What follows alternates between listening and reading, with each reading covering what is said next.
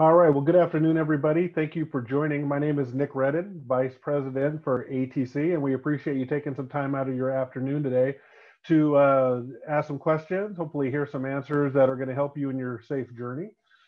Joining me today will be Parag Bakre, and I'll introduce him in just a minute. But just to give you a little bit more about ATC, as you're probably very aware, ATC does training as one of our offerings, but we also have a lot of other services that we bring to market. And we work in the cloud space of doing cloud transformation, digital transformation for folks, as well as robotic process automation, blockchain development. We work with a lot of startup companies and enterprise companies as well, doing a lot of technology modernization and really helping them take advantage of the technology that's out there today to move their business forward, bring automation to bear, especially in this work from home environment, as well as create efficiencies that they and gains that they hadn't been able to reach before.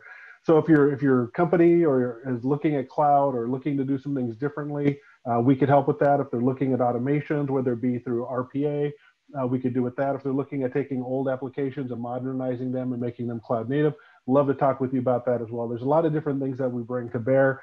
And if you'd enjoyed our training and if you thought it was worthwhile and got a good sense of who we are from it, you would get that exact same sense with us working on our software and technology side of the house as well. So now with that, I'd like to introduce Parag. So Parag Bakre is head of global development for ATC. So Parag works across all of our delivery centers across the world, and he is also an SPC. So he has been through a lot of different changes, variants, and has headed up a lot of digital transformations as well and safe transformations. So he's very seasoned in this. So what I would like to ask from all of you folks is please feel free, again, to ask questions through the Q&A button.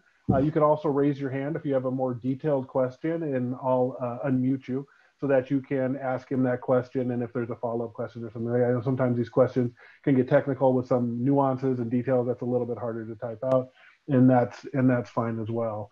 So with that, I'm going to hand it over to Parag and just kind of start going through the questions. And I'm going to turn off the video here so we can save some bandwidth and kind of get rolling. So Parag. Good afternoon, everyone.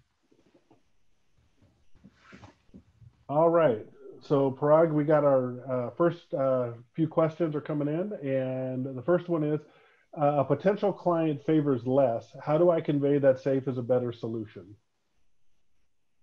So I'm assuming here that you're either working as a contractor with some customer, or you're working for a services company that's working with a customer. And to answer this question, I would say really depends on the situation of your customer and client, why they are using less in first place. Basically, I won't say one framework is good or another framework. Typically, when you look at a particular organization situation, you have to decide based on that situation what framework is well suited for the business that the organization is into.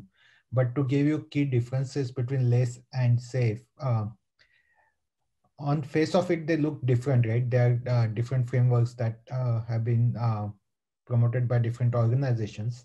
However, when you implement those, these are frameworks that are related to Agile, right? So when you implement those, they feel very similar, surprisingly.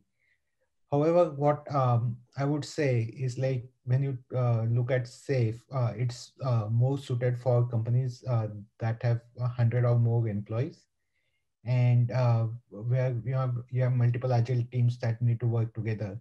Because one of the key aspect of SAFe is that it promotes a lot of alignment, right, between teams, and it focuses a lot on cadence and synchronization. So which is more of a lean practice, which SAFe preach as well. And that actually help gain a lot of efficiency. So when you think from pure economic perspective, SAFe allows you to deliver solution faster. So it brings the agile flavor where you can change to the changing market condition, right? So you can change based on that, but it also allows you to deliver the solution faster, right? So remove any wastage of time that happens in the process, and be able to complete the work faster. LACE, on the other hand, doesn't have any specific guideline around that, and it is left up to the teams. So it gives a lot of flexibility to team, but a lot of time when you leave things up to the team, sometimes they don't get implemented ever. So in that sense, if you kind of put on paper in terms of what are the pros and cons of each of these frameworks and how do they impact your organization, and share that information. I think that is very powerful information for any leadership team to have.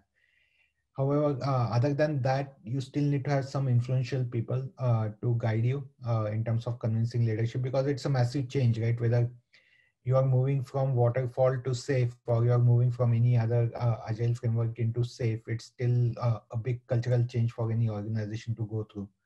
And having data is one thing, but also being able to influence the leadership in the organization is another thing. So in that case, you can always pair up with some of the organizations that have implemented safe, similar to ATC, right? And we can help you evaluate the current situation in the organization, and even talk to people if need be, right? Partner with you and talk to people in order to influence them to implement safe. Great. Okay, so I got another question. It says, what do I answer in an interview for a question? How do you convince a team that is reluctant to give up waterfall and take up safer agile? So this is a question, not the interview portion of it, but this is a question that comes up probably almost every time we do this, because that is something, and Parag, I know you've spoken in detail about this, how important it is about getting a team to give up waterfall, especially if you're really going to successfully go this route. Yeah, and this question is comparatively easier, right, as compared to answering question where a lot of people ask, like, how do you convince teams that are doing agile to implement scaled agile, right? So comparatively, yeah. When you compare waterfall with agile, I don't think waterfall will work in today's environment, just because of the pace at which things change, right? So by the time your waterfall project is done, whatever you're developing in that project, that is not going to be required anymore, right? The pace at which the industry is changing. So in terms of how do you convince them, I think if you just focus on the benefits of implementing agile in general, right, irrespective of scaled agile, I think that itself speaks a volume about it, where you are able to deliver value faster to your customer, right? And basically, if you just focus on the value part of it, right, that might not resonate well with people. So basically, this question talks about convincing a team. So you also need to focus on what it means to the team, right? So what that change is going to mean to the team, and there are multiple benefits that the team is going to experience by making this change happen. One of the uh, key benefit that the teams will see is like safe promotes transparency, right? A lot of transparency, and it also promotes decentralized decision making. So what essentially it means is like your life as a team member, right, working on particular project or working within an organization, it's going to get much better because you will have broader visibility. You will understand really what where your job fits, right, basically, and what role you are playing in the organization, and you will be empowered with the information that you need to do your job effectively. And this need to be communicated, right? So it's not like uh, where you just go in one meeting and say a few things and people will be convinced. Basically, you need to help them experience the environment, and maybe just doing a small proof of concept of the implementation on a project or on a release, and help people see the benefit. That is one way. The other key benefit is decentralized decision making, right, where the teams are empowered a lot to make decisions that matter most. And so typically when you think of a very hierarchical model where typically the leadership make those decisions, the team members sometimes they get frustrated, right, because there is something which is logical, which is a ground reality that the leadership team is not able to see, and that actually causes a lot of dissatisfaction in people. Now with SAFe, what it is saying is like a lot of these decisions can be delegated to the team, and they actually help leaders understand what decisions can be delegated to team and what decisions they can retain with them. And this empowerment that the team has got help them in multiple ways. It's first of all make their life easier, where they are able to get their job done faster, so thus produce better performance. And it gives them job satisfaction, right? You're not doing things just for sake of doing. Now you are in charge in terms of bringing in the change that you want to bring in to make your life easier.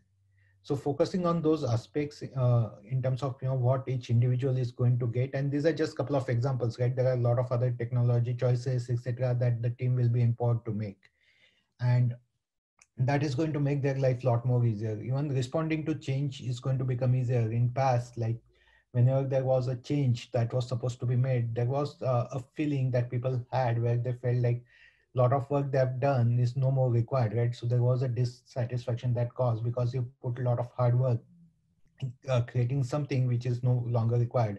Instead, what SAFe is recommending, and not just SAFe, I would say lean agile practice in general, right? What they're saying is work on one small piece at a time and deliver it to the customer, right? So don't hold it back as and when you're done. So SAFe preaches continuous integration and continuous deployment, right? So as soon as a value is created, you deliver that value. And that way, like, you feel like you are actively contributing to the organization's vision. Perfect. All right. Next one is art. Is it always a single agile team, or can it be more than one agile team? Well, art has multiple agile teams, and basically, if you look at the bottom section of the scaled agile framework, you will notice that it talks about multiple agile teams working together, right? That forms art. Typically, art is focused on one value stream, and so any team that work towards delivering the value that is defined under that particular value stream, it's part of that art. So art is obviously multiple agile teams. Perfect. All right, next one. Is there best practices of implementing SAFe in legacy mainframe systems? Any reference implementations to refer to? Well, so that's a good question, and we got a lot of comments in the past as well from the companies that were still on the legacy mainframe system in terms of how do we go about implementing SAFe. And to answer this question, I don't think SAFe is meant for like a particular kind of system, right? In general, it's based on lean and agile practices. So it's about how do you, how do you determine what work you need to do, right? So basically it focuses a lot on the value that you deliver to your customer. And so even when you think about your legacy system, the system is just an outcome of your work, but SAFe is more about how you perform your work, right? So basically, how do you prioritize what work needs to be done, right? How do you assess the value of that, prioritize based on a value and deliver that work? So yes, the best practice I would say is the same implementation roadmap that you have learned during your SAFe training. That implementation roadmap can still be applied to the legacy system.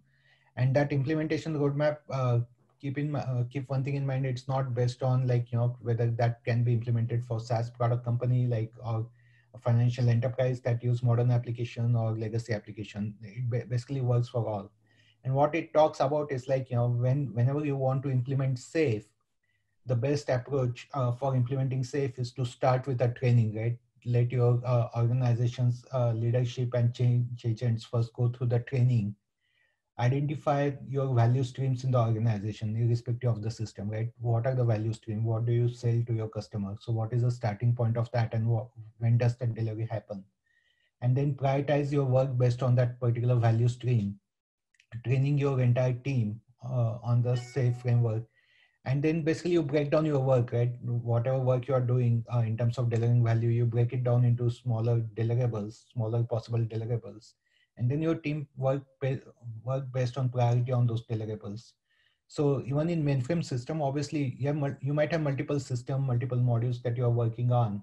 And how do you prioritize those, right? How do you prioritize those into the smaller pieces of work and assign those to the teams? And then you can work in the you can come up with a plan for a program increment and deliver that piece of work. All right. And just a reminder, folks, again, at the bottom of the screen is the Q&A button. You can click on that and you can submit your questions to us and we will get to them. All right. Do you refer your SAFe training attendees to job opportunities, or do you have job opportunities for them? Well, I mean, not just for SAFe, in general, like we do have a staffing division. And basically, if anybody is interested, can always apply, submit their profile, and depending on the opportunities that are available with some of our customers, if there is a fitment over there, we can always recommend you to our customers. Yep. So it's not just for SAFe. I think we do have a staffing division that focuses on a lot of different roles. Yes. We can put an email address in the chat link if you are interested. Our staffing division not only staffs the projects that we are doing, but also we have external customers that they also work with. So there could be opportunities in a couple different veins there, just as a point of clarity. But we'll put an email address in there that you can submit resumes to. Okay, next question. I fill the role of Scrum Master for one Scrum team in a department of several teams in a large company. I feel they should be at a tipping point and want to implement SAFe. Convincing the company they need to change is not the issue, but investing in the change is the issue. In order to help improve the processes, I want to take another class. So far, I've only taken Leading SAFe. What is your recommendation in the training course to help, and any other suggestions in convincing the company to invest in the change? So, very well written question, by the way. Thank you. Sure. And I mean, first of all, getting the company to change itself is a big achievement, right? So reaching that tipping point is important. However, there are a couple of things here. One is like, personally, do you need to take any class? I would say if you have taken a Leading SAFe class, it talks about leading that particular change, right? So whatever was covered in that class, I think that is good enough to move forward with the change.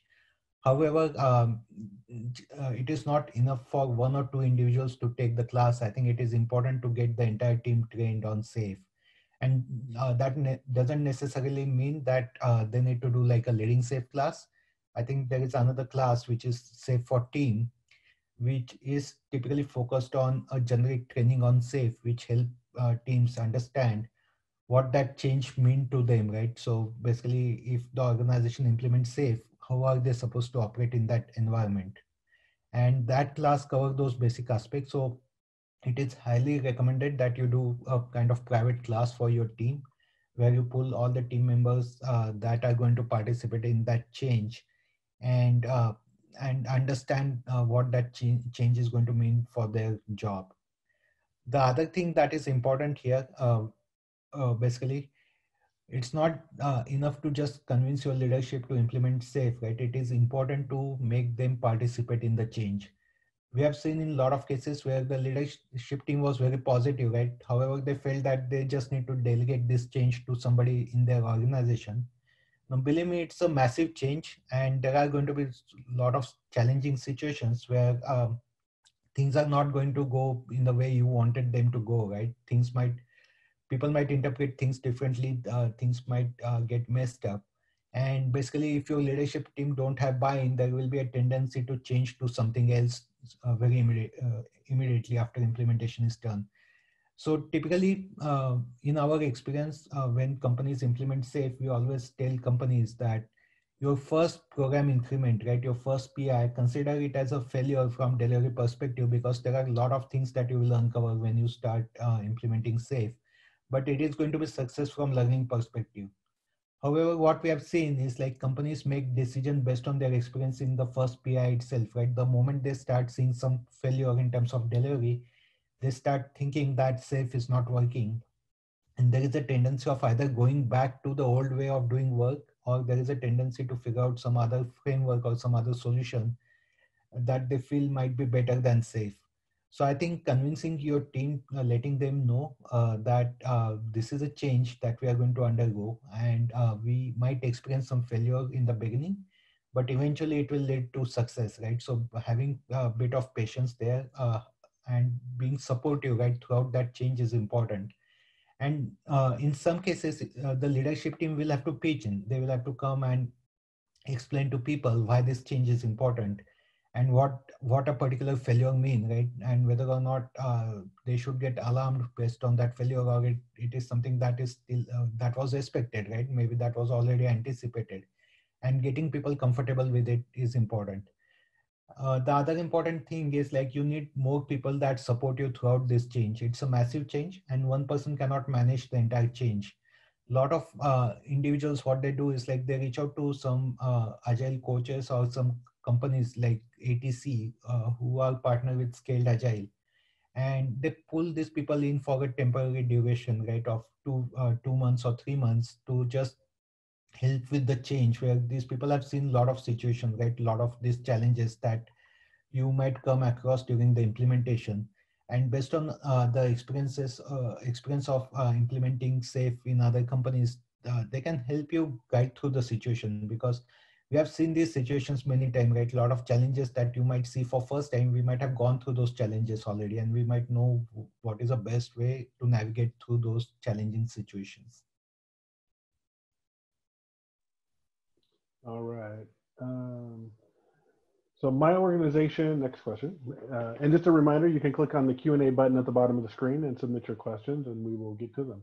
Okay, my organization is not doing SAFe now, but I'm certified. What should I do next? And I'm assuming, I'm gonna have to assume that what they mean is in the context of either getting the organization to SAFe or looking for an opportunity with a company. So I'm making the most of the certification, I'm guessing.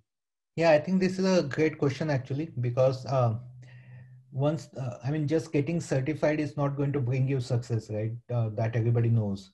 I mean, certification is just a qualification, but now that you have learned something new, and let's say your organization is not doing anything, they're not implementing SAFe. Maybe let's say they are just doing agile or they're just doing waterfall. I think there is a great opportunity for you, basically to experience some success with the implementation of SAFe. And what you can start doing is like there is whole lot of information on Scaled Agile's website, right, in terms of benefits of implementing SAFe. And when you go to the Scaled Agile website, let me just quickly glance through the section where that information is present. And so basically, if you look at the implementation roadmap, there is a article on reaching the tipping point, right? And below that, you will see some benefits they have outlined, where they say that time to market is increased by 30 to 75%, quality is increased by 25 to 75%, productivity increases by 20 to 50%. So there are different numbers that they have outlined over there. And there is also link to case studies that is available over there. So a lot of case studies might be similar to the situation that you have got in your organization. And these case studies talk about what situation they were in before implementing SAFe and what benefits they started experiencing after implementing SAFe. So, scheduling a lot of meetings with the leadership team, helping them understand the benefit of implementing SAFe, and taking an initiative, right? Taking a lead in terms of that implementation will actually, bring you in the notice of your leadership team. And even like if you do the transformation, right? If you help your organization transform to SAFe and they experience benefit, obviously you are going to get credit for that. So it's a great opportunity. Start focusing on the benefit that the organization will experience by implementing SAFe, and start talking to your leadership team about it. On the other hand, the other thing you can do is basically if you need some kind of support, right? If you need some kind of influencing, you can always reach out to us, and we can have one of our SPCs, help you with some presentations, right, for your leadership team. Or in fact, the SPC can actually participate in one of your team meeting, leadership meeting, and talk about benefits of implementing SAFe and help you influence the leadership group, right, in terms of implementing SAFe. Obviously, we are not, even if you pull us in, we are not going to bypass you, right? We are always going to work through you. And that way the credit of implementing SAFe will always go to you. That's a great answer. One of the things we've also seen is where if there's somebody that is an advocate for SAFe within the organization, but doesn't have buy-in or leadership buy-in, they will get some of their leadership, maybe one or two people, to attend a leading SAFe training. And usually that goes quite a bit of ways in their understanding of SAFe and they're wanting to implement it. Yeah, it's usually quite complimentary.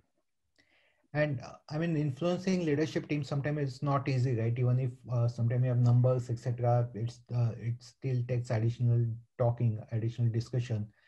And outsider perspective helps a lot. That is what we have seen, right? So typically, if somebody within the organization is recommending some solution, it might not get notice or it might not get acceptance versus like, if somebody from outside recommend the solution, it might get accepted sooner. So, we are always here to help you out.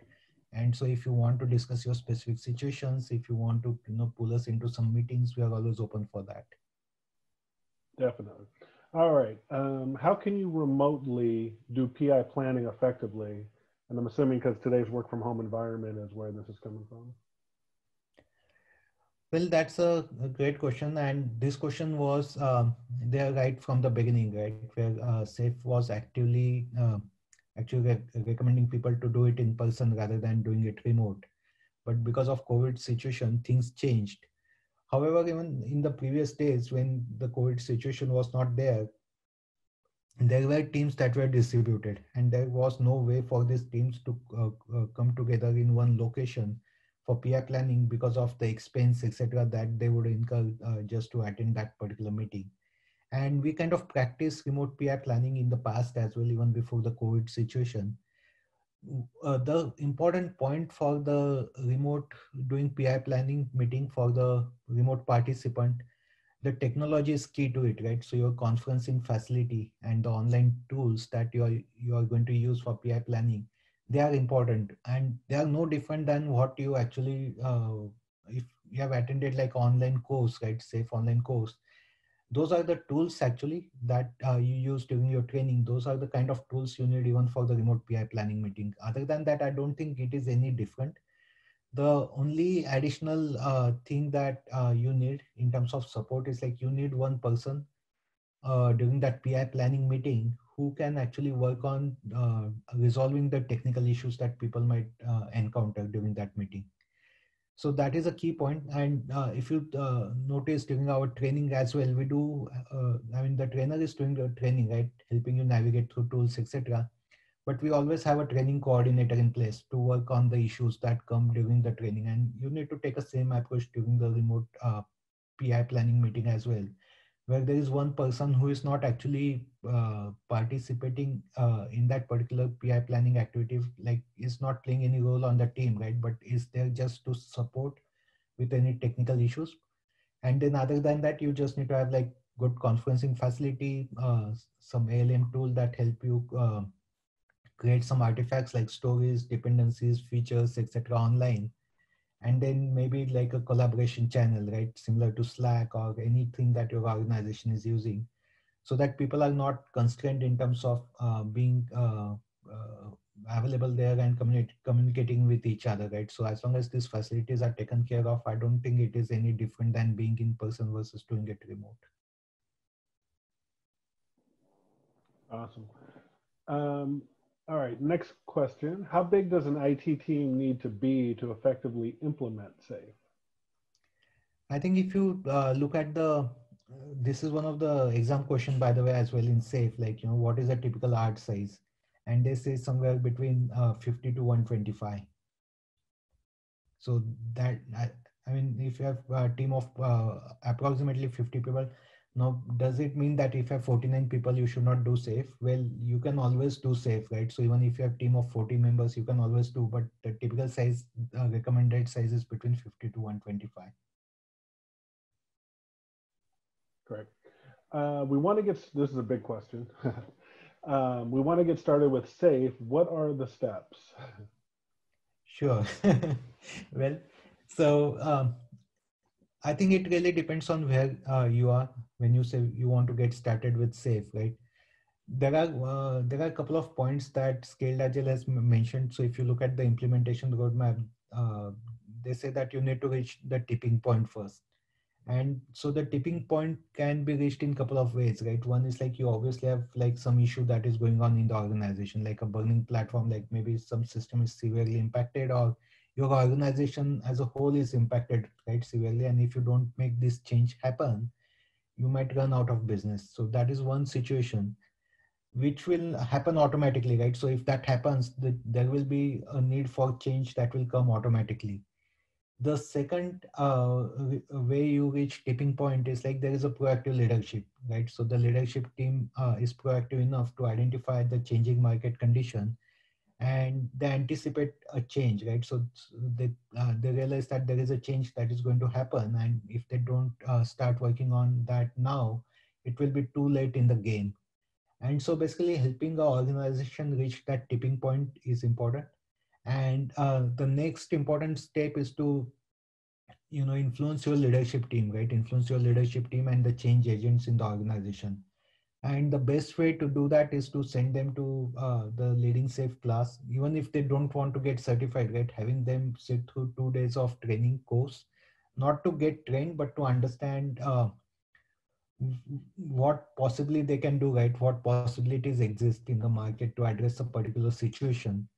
And I think the course itself, the content of that course is good enough to help people understand the benefit, and it becomes very difficult for people to deny the benefits, right? Because whatever is taught in the class, or whatever benefits you experience from SAFE, those are not something which are not easily understandable. It's very straightforward to understand the benefit. It's very easy to correlate it with the situation in your organization.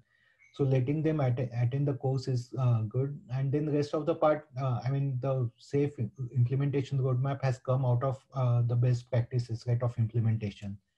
So it's one of the best practice. So if you follow that roadmap, and the roadmap is available on the Scaled Agile Framework website, as well as it should be available in your safe training guide as well, or students workbook as well. And so if you follow that roadmap, basically you should be successful. So what it talks about is like, getting your leadership trained, getting your team trained, right? Identifying value streams and prioritizing those value streams, and then implement SAFE on one of those value streams. So it always say that, to start small, start with essential SAFE, and then grow, right? Basically, so start small, experience success, and then build on that success. Again, it's a massive change for your organization. Believe me, like, if it was such a easy change, every organization would have been on SAFE already by now. So it requires a lot of cultural change, a lot of change in mindset of people. And so sometimes it's good to partner with some of the scaled agile's partner, help them influence your team, help them educate your team in terms of the benefits of implementing SAFE and what it means to them as an individual as well, right? And that actually help you implement SAFE in a lot smoother way. All right. And just again, if you have any questions, you can click the Q&A button at the bottom of the screen and type in your question. If you have a more technical question or one that's a little more nuanced, you can raise your hand and I can unmute you and you can ask the question to Parag directly. All right, next one. Whoops, where did I go here? How do you calculate return on investment with SAFE? Well, that's a easy question to answer, to be honest, right? So when you think about implementing SAFE, now SAFE upfront they have published some of the numbers, right, in terms of what benefits you get by implementing SAFE. And so those numbers give you parameter on which you can measure. And so the parameters are basically your employee satisfaction, obviously, quality of what work you are delivering, time to market. I think that is another thing that they have mentioned over there. And then the productivity, right? So basically, if you before implementing SAFE, if you can pull these stats, right, for your organization, and sometimes this information might be present in multiple different systems, and there are tools that are available in market to measure your current organization status on these parameters, right? And then you implement SAFE, and actually at least go through 2 or 3 PIs of SAFE, right, before you start measuring on these parameters again, and you will yourself see the difference in terms of what difference the implementation has made. And there are plenty of tools that are available. There are I mean, radars that a lot of organizations have come up with, right, where you can key in some numbers based on your current situation, and then you can again key in your numbers maybe after the implementation is done, and it will show you the difference that the implementation has made. So experiencing measuring this benefit, it's not a very difficult thing to do. I think the most difficult thing to figure out is the experience people have right after implementation.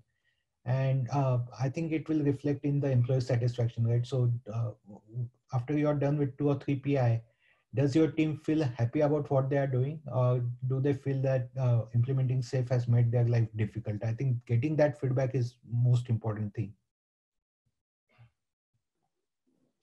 Okay. Can I configure and tailor SAFe to meet our needs? That's another question that comes up quite a bit on the ability to customize SAFe to their environment. Yeah, and that's a good question. So what we have seen in the past in some companies is like they treat SAFe as a basically prescriptive model, right? Where you need to do SAFe in only particular way. And people are mistaken a lot based on that. We have seen in organization people saying, they are doing certain things just because that is how it is mentioned in the framework. Now, keep in mind, every organization is different, every business is different, right? Their needs are different. And consider SAFe as a best practice, but it is not like a prescriptive model, right? It's more of collection of best practices. And obviously, if there is a different practice, like if you want to make a slight change that is going to work better for your organization, go ahead and make that change, right? So again, like, when you learn set of best practices, doesn't mean that, the best practice will work in every single organization. Maybe there are a few practices that you might want to change, and feel free to make that change. At the end of day, SAFe is based on lean and agile practices, and those practices are pretty high level, right? So at a very high level, they tell you what is a kind of behavior that you need to demonstrate, or what is a environment in which your organization need to operate. And the framework is more like a best practice on top of that. So what they're saying is like, okay, if you want to experience lean and agile practices, this is what we have experienced over the years has worked out well for most of the organizations. Now you can take that and look through it, right? Apply that in your organization, see how it works, and see what things really work well for your organization. And maybe there are certain things that you feel like might not work well, and feel free to change those. Perfect. Yeah, that's one that comes up quite a bit. All right. Do I need hold on here. Sorry, let me scroll up. There we go. Do I need to do DevOps certification to implement DevOps in my organization? Well, you don't need to do certification, but you need to understand what DevOps mean, right? If you already don't know about it. And certification is obviously like, it's before certification, you need to do the training, right? Because that's a criteria for taking the certification test. And that training is important. So we always say that certification is just a piece of paper, right? It kind of say that you have got that qualification, but you don't need to have certificate to implement something. But you do need to go through the training, because you need to understand what you need to implement, right? And also gain perspective from other people in terms of what their experience is implementing those things in the organization. So that learning is important. And before you get into any kind of implementation, if you understand that space really well, then you will be a lot more successful than not understanding it, right? Understanding it while you are implementing it. So rather learn what is involved and then get into the implementation. That way you will experience success. So yes, you don't need to be certified, but it is recommended that you go through the DevOps training. Great. It says we are already doing SAFe and then a couple of PIs already. What can I do additionally to experience the benefits from being SAFe certified? Well, so I'm assuming when you say your 2 PIs into your SAFe implementation, your organization understand what is involved, right? And majority of your team members have gone through training. One of the thing that our organization constantly need to work on, right, is constantly keep making improvement. And in your PI planning meeting, in your PI, before your PI planning meeting, there is always a meeting called as inspect and adapt, right? Where you look back in terms of how things went for your organization and what changes you need to make. And that actually is going to help you identify improvement opportunities. Now, some of these improvement opportunities are going to be quick wins, right? Where you make one small tweak and you get better results, right? Comparatively better results. But there are some things that take a lot of time, right? So there are going to be some things which are going to be strategic decisions for your organization. And identifying those strategic decisions and working on those strategic decisions is important. So uh, when you are safe certified, I think you might have gone through some different perspectives, right, in terms of like leadership or some kind of optimization related to value stream where you remove delays out of your system, etc. And so focusing on those areas, right, identifying the problem in the organization or identifying the improvement opportunities in the organization, which is going to benefit the organization in long run.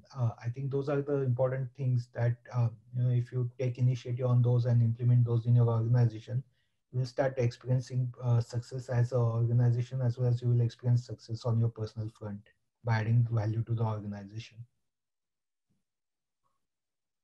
Perfect. All right, that was our last question. I'll give anybody a couple more minutes if they want to submit a question. If not, then we'll wrap up in just a second here. And let me see here. Just as a reminder, we do these monthly. So if your company is going through a safe transformation or you're getting ready to start one and you do run into some problems or into some hiccups, we are here for you. Please feel free to reach out. Please feel free to attend these. You can invite other folks that may have questions or want to hear answers or different perspective to attend these as well. And we will either have Parag or sometimes we have a couple different SPC folks on and some of our trainers on that will take and answer questions as well. So we encourage you to attend these. And again, if you're running into certain issues, you don't necessarily have to wait for these. You can reach out to us and we'd be more than happy to try to work through any issues that you may be facing. One of the things that we've noticed is when people go to training, a lot of times the organization doesn't do anything for maybe 2 or 3 months post-training. And there's a lot of things that kind of get forgotten, or how do I do this, how do I do that? And that's one of the reasons that we do these, is to help give continuous support to help you and get the most out of the training that you did for us. The recording of the session will be sent out. There'll be a link that'll come out at some point afterwards. There's one more question. Does the SAFE certification still have value demanded and needed by organization, or is having the experience all you need? Well, I think the way I would answer this is the experience is important, but how do you demonstrate your experience, right, to the organization that that don't know you, or to the teams that don't know you? And certification kind of help tell the other people that you understand that space, right? Because what I would say is like you won't be able to clear your certification exam without having some experience, right? Like a person not having any experience in the industry, you just take a safe certification. I mean, the chances of them clearing are not that high. And if this, I mean, they can obviously study and clear, right? So if you study and if you're able to clear the certification, it tells that you understand that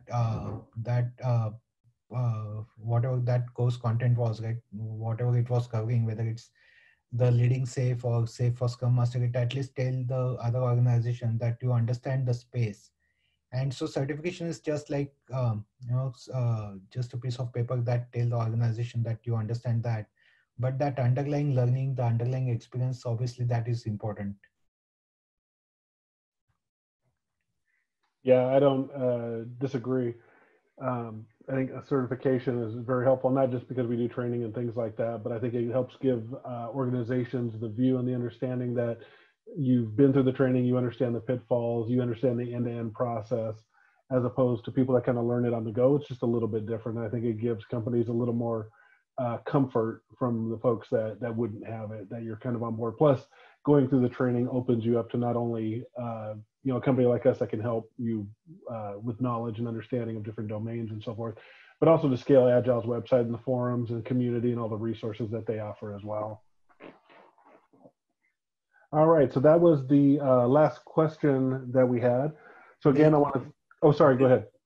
There is one more thing that is posted there by Kiran. It says, I missed Ah, the DevOps training. Can you share that as well? And I'm not sure what you're looking forward for. So is it that you enrolled in the class and you were not able to attend, or you want to know what? Okay. Yeah, I think you can coordinate with the training coordinator that you are working with. And if you don't have a training coordinator, we will have one of our training coordinator reach out to you. If you want to share your basically whoever you interacted with, right, based on your enrollment, you can interact with them, or you can send out an email to support@american-technology.net, and we'll be more than happy to assist you with that. So we can always let you attend one of the future classes. perfect. All right, again, thank you everybody for attending. We really appreciate it. We appreciate you taking time out of your day again. If there's any problems, things that pop up in the meantime, or questions, you don't always have to wait for these. You can reach out to us and we'd be more than happy to speak with you.